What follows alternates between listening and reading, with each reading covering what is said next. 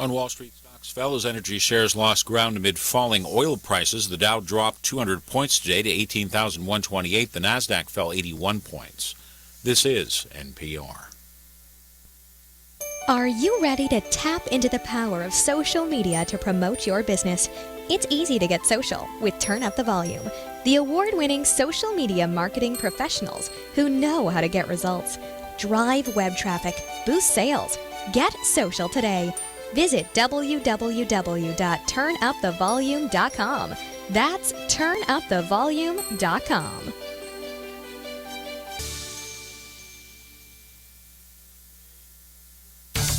Wow. Marketing predictions are out for 2015, and marketing success is changing. Did you know that Google is now actively tracking your business and personal brand and online reputation? Online and offline marketing has changed. Google is driving more than 85% of your traffic.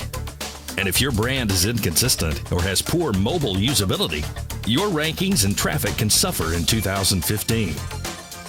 To learn how your business is currently viewed and what can be done to improve your brand's visibility and authority, contact SunUp Group for a free marketing analysis.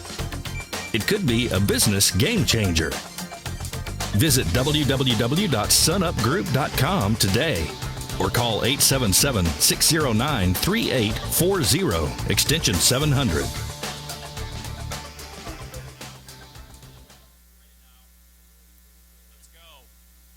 You are listening to the Critical Mass Radio Show, Orange County's business talk show, focused on exploring topics of interest to CEOs who are leading middle market companies. With your host, Richard Franzi. Welcome to this edition of Critical Mass Radio Show and Podcast. I am your host, Ric Franzi, and this is episode number 946. Business Storytelling for Dummies can help you discover the expert advice through real-world examples, proven cases, and more.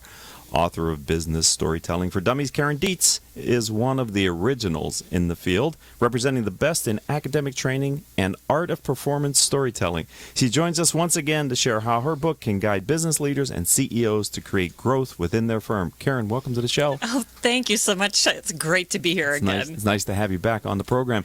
If you and our audience would like to learn more about this program or the CEO peer groups that I lead, visit my company's website, criticalmass4business.com. Or if you know someone who might make a great guest on the show, maybe it's you. Call or text me at 949-887-4104. Would love to talk to you. It gives me great pleasure to have you back. But Karen, can you tell us how you've been doing since you were last on the show? What's going on in your life? It's been great. Yeah? I'm so excited. Yeah. I put together a different kind of coaching program now for my executives. Okay. And you know, it just became more and more difficult to spend a significant amount of time for these folks to build their storytelling skills. Okay. So now I've chunked it down into really easy to do steps that's delivered through email. They report back in. I give them feedback. It's working like a charm. How do you give them feedback? I mean, are they delivering you a video or something, or how's that working? A video or something written, and okay. It's a little piece of the story each time. Okay. And so what happens is within a few weeks, storytelling skills that are pretty impressive are being built pretty fast. Really? Yeah. So you can help people build their storytelling skills? Absolutely. That's what I do. Wow. And why is that important? Well, hey, if you can't tell a good story, you're most likely not going to be able to connect with your audiences, sell your project, enroll people in your vision, right. Make a difference in the world. You know, in other words, grow your business. Why are stories important in business? Well, because they are the most powerful form of communication that we have. And so often in business, we get stuck in business speak or data dumps or, death by PowerPoint. Right. And then we wonder, gosh, why aren't we being as effective as we know we can be? Why do I have people kind of debating what I offer them instead of getting excited and inspired about what I'm saying so that we can move forward? So stories are what allow that shift to happen, what allow people to be inspired, and stories are, in business, what move people to action. Do they have to be true? Absolutely. Do people have stories to tell? Is that your experience in working with a business owner? You know, my audience are CEOs running and business owners running $2 to $100 million companies. In your experience, do they have? You've never met them, but do they have stories? Everybody has stories to tell. In fact, that's how we typically converse with our friends and our colleagues and our partners and families at home, is we sharing stories all of the time. We are surrounded by stories. Okay, so what's an effective business story? What's effective business storytelling then? Effective business storytelling is when you are able to take your story, convey a key message. You know, what's the story about? What's the point? How does it connect to the business? And to offer somebody at the end of the story an idea or suggestion about a way to take action. Okay. And that's the difference between Hollywood storytelling and business storytelling, is that Hollywood storytelling, most of it, is really about being entertained. And, you know, no problem with that. Escaping reality for a while, right? Right. And, of course, business stories can be entertaining. But the big difference is that they also have to be crafted and told in such a way that they move people to action, that they do something for us. Okay.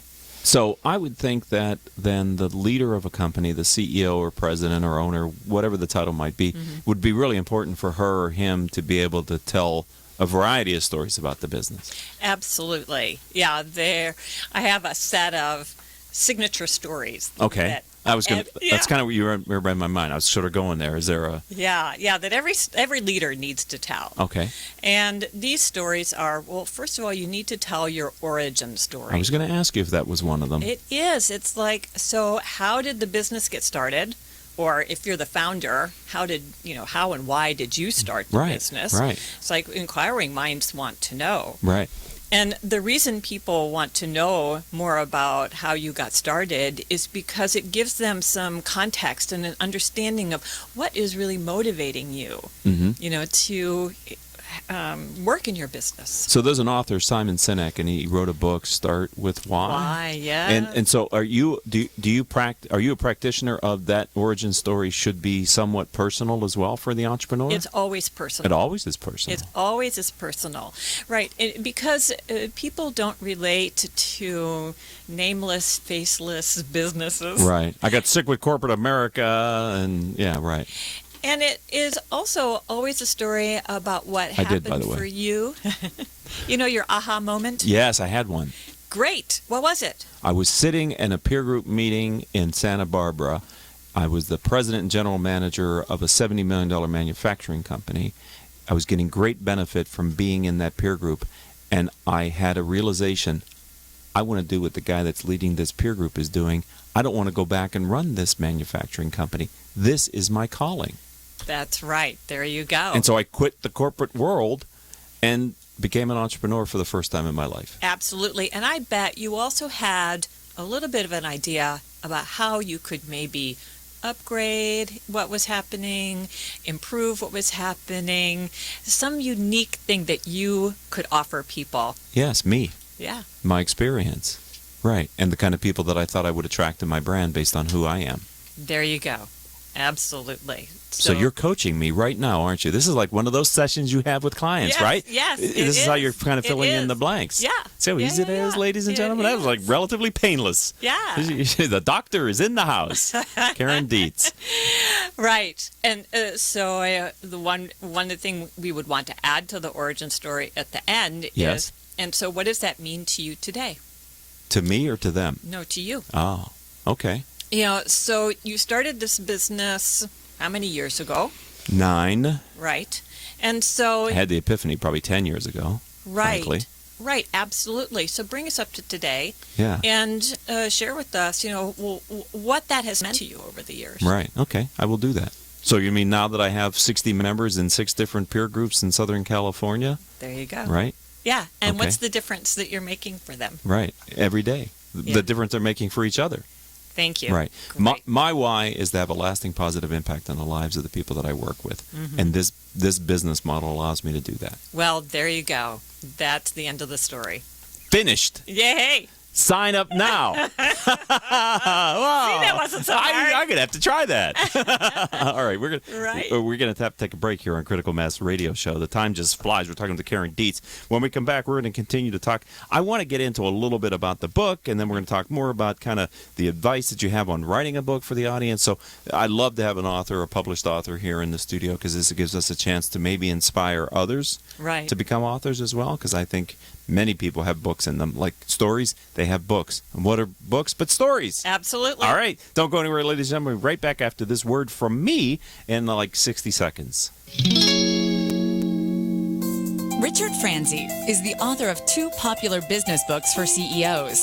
His first book, Critical Mass, The 10 Explosive Powers of CEO Peer Groups, was the first book ever written on the secret value of CEO peer groups. His second book, now with newly updated information, is Critical Mass, The Power of CEO Guiding Principles.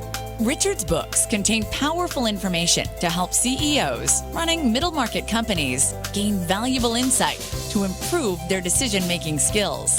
Richard's books are available as paperbacks or Kindle versions from Amazon.com. To find them, type Richard Franzi in the search box. And welcome back to this edition of Critical Mass Radio Show and Podcast. I am your host, Ric Franzi. Karen Dietz, who is the one of many things, business storytelling for dummies. She's the author of that book. We're going to talk about what it means to be an author and sort of give some advice to those of you that think you have a book in you. Before we do that, though, Karen, can you tell us about a time when you built a plan or strategy, to accomplish something, only the outcome was different? I think that's unintended consequences, which happen in business. Right. Do you have a story you want to share? Well, sure. One of the things that I've been doing for about 4 years now is I curate content on business storytelling. So that means I find all the best articles, pick a few that I like, write a review, post it to a platform, and everybody can... I write a review, I said that, and then everybody can read comment, it, right? Read and it, comment, right, whatever. Sure. Well, I started that just on a lark. I knew I needed more visibility, and I thought, well, I heard about this curation, let me try it. And so I did. Mm-hmm. And before long, I kind of noticed, wow, my numbers were climbing, and I started to, leapfrog over other curators, Wow.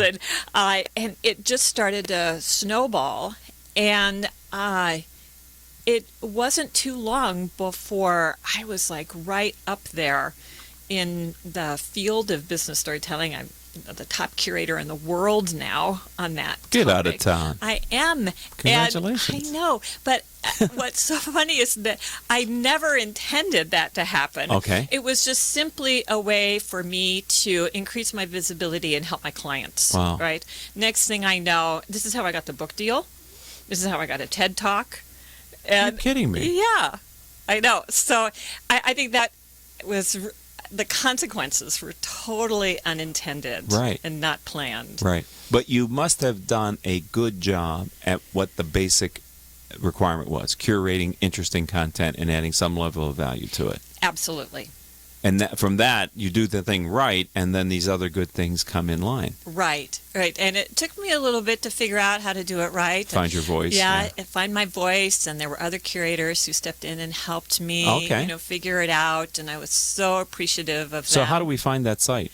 Oh, it's on the Scoop It platform. Okay. And if you just Google my company, which is Just Story It, and then Scoop.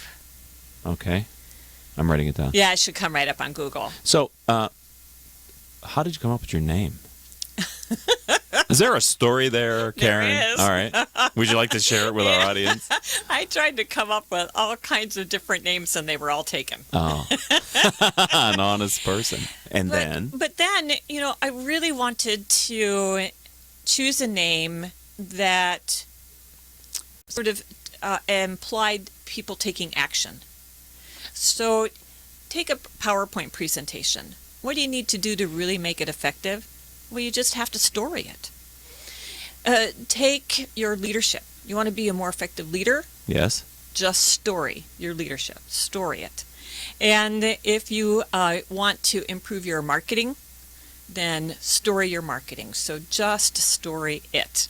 And that was available, and so there you are. Okay. So I think this content of this conversation is really appropriate for those of you that are listening to this as a podcast maybe, or the live stream here on octalkradio.net, and you're liking the content. I would ask you to listen to podcast 944. We just happened to record it earlier today with author Robert Rose, who's talking about his book, Experiences, the Seventh Era of Marketing, and we talked about storytelling as it relates to giving client and your audience experiences. Right.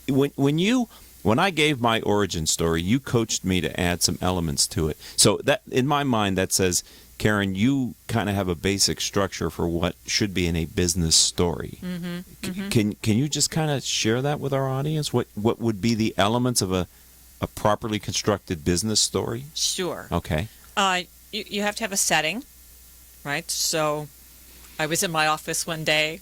It was a sunny day in Santa Barbara, the soft ocean breeze. It was a dark and stormy night, right? Okay. So I'm trying to work on my origin story here. Stop it. Because it actually was a sunny day in Santa Barbara. Right. See, there you go. Smell of the ocean. Yeah. So a setting. Okay. And then you need people, characters. Yes. And they need to have names and faces. Really? Yeah. Personalize it. Yeah. Neuroscience shows this all the time, that people don't relate very well to groups or people or stories that don't have names. So I was sitting in the Chief Executive Network, and the founder of that, Bob Graybill, was the gentleman who was facilitating that day's workshop. Yes, that's exactly and right. And I looked at Bob, and I thought, I want to do what Bob's doing versus what I'm doing. Yes, except there's a little step you missed. Oh, I know. Easy to add in there, though, which is the problem. What was the problem you were facing? What was the challenge that was going on? What were you struggling with at the time? Okay. And the reason we want to include a problem is that problems are like crack cocaine for the brain. Really? Yeah. We have to solve it? Yes, we absolutely, start paying attention. Oh, there's a problem. Oop, it's like radar. Jeez. Right. Yeah, right. And so we need to have a problem presented, or a challenge or struggle, something that's going on that you're wrestling with. Right? And maybe at this point it was, your disillusionment with corporate America. Yeah, sick and right? tired of suffering fools. Right. There you go. Realizing that the people in the room were the kind of people that I wanted to be around more than the people in the corporate world. Absolutely. And could I build a business that would be spending time with these kind of people? Right. So you took some action steps. I did. Yeah, and so we want to know what actions you took. I went home and talked to my wife and said, honey, I think I want to quit my corporate job. And she probably freaked out. She said it makes perfect sense. See, there you go. And then you took some other steps to actually make it a reality. Exactly. Mm-hmm. And so we want to know a little bit about what those steps are. Okay. Or were. And then we want to know what the result was. Right. Now you've got X number of groups, X number of people. And it was a struggle at first because I launched my business in 2008, right before the Great Recession. Who saw that coming? Right? Yes. And those early years were very difficult to build a business because nobody was spending money on things that weren't already kind of in the budget. Right. So there's something about perseverance that you're going to convey in that story. And then after the result, we share, well, what's the key message of the story? What's the insight that you have to share with people? What's that one thing or thought that you want to leave them with? Okay. And so that would be the end. And it's often delivered, well, maybe here's something for you to think about. Or this was my experience about what happened. You might face the same thing, right?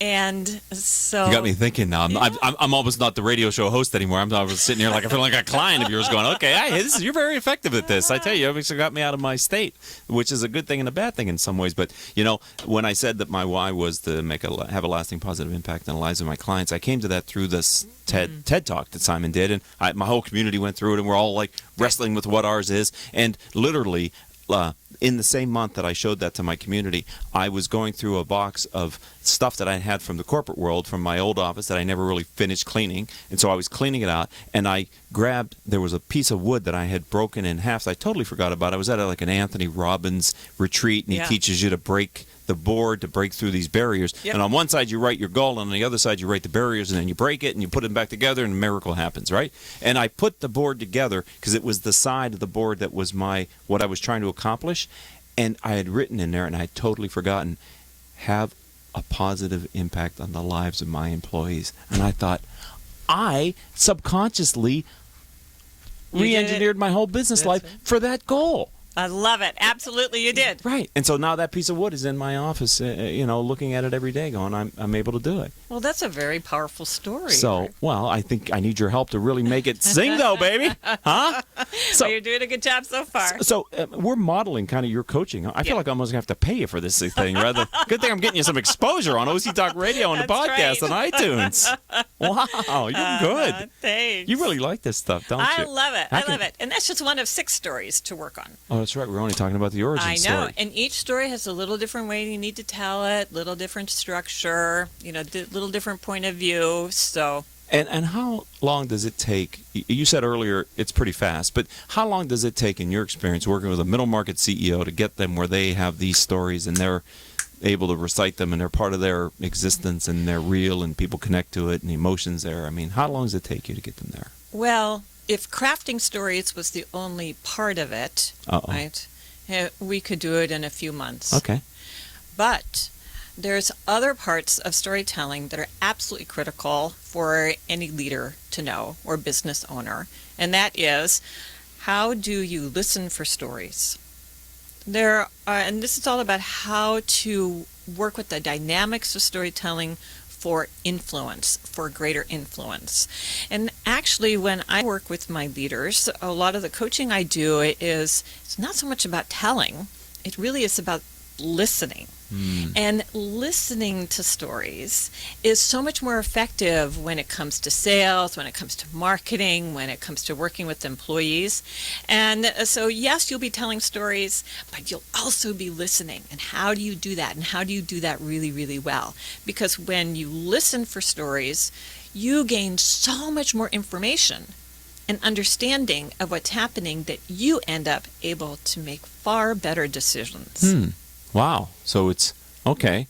And that's part of what we do here is to help them make better, more informed decisions as leaders of companies. Absolutely. So storytelling can be a huge benefit in terms of that. And then there's a whole nother part of storytelling, which is the transformational part of storytelling.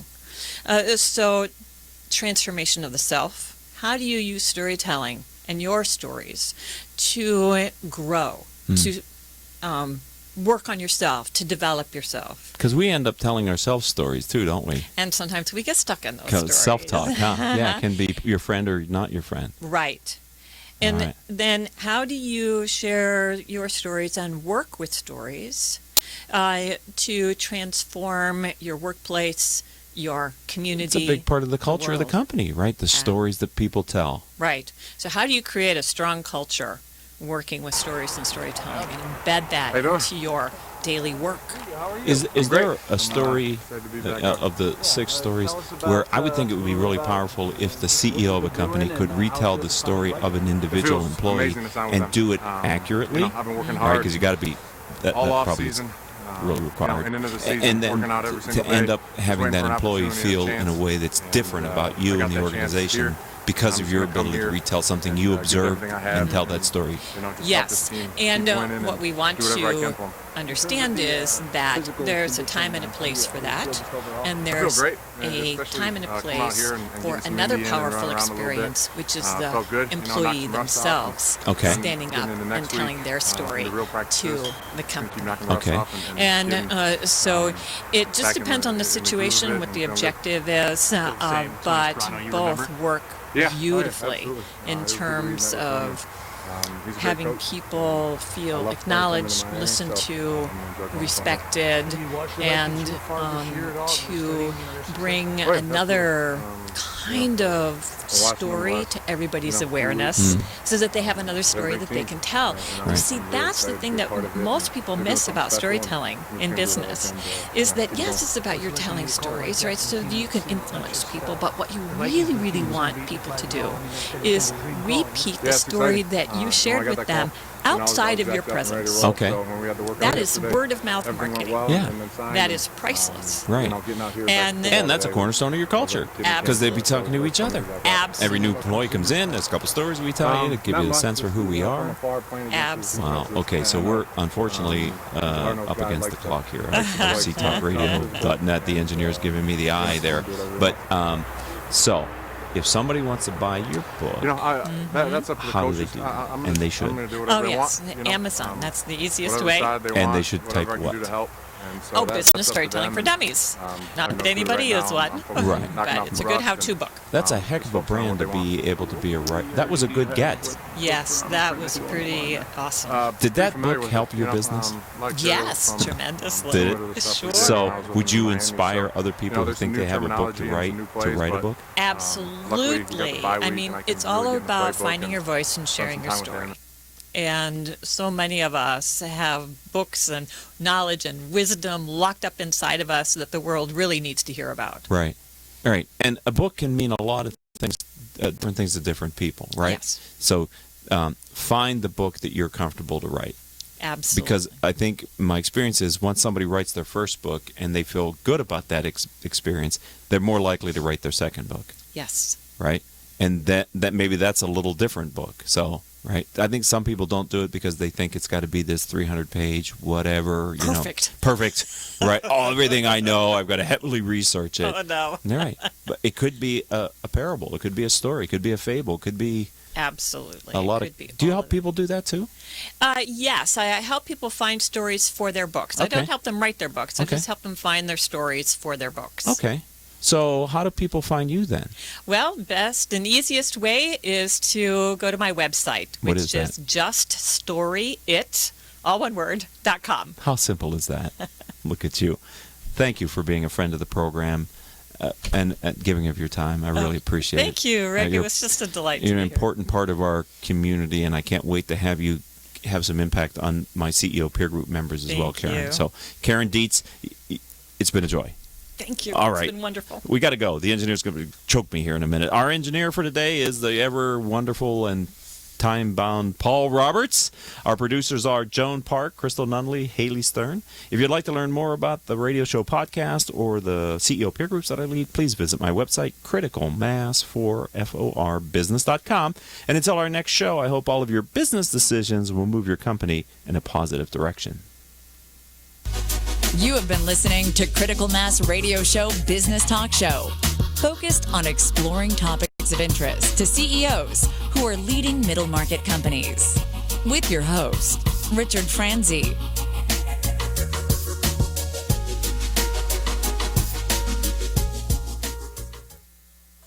Let's face it, not all company challenges are the same, which is why Strategic Market Intelligence can help identify the actionable information you need to be more competitive. Gain a better understanding of your brand, competition, best prospects, or new product opportunities to generate greater revenues in 2015. Call 949-357-9547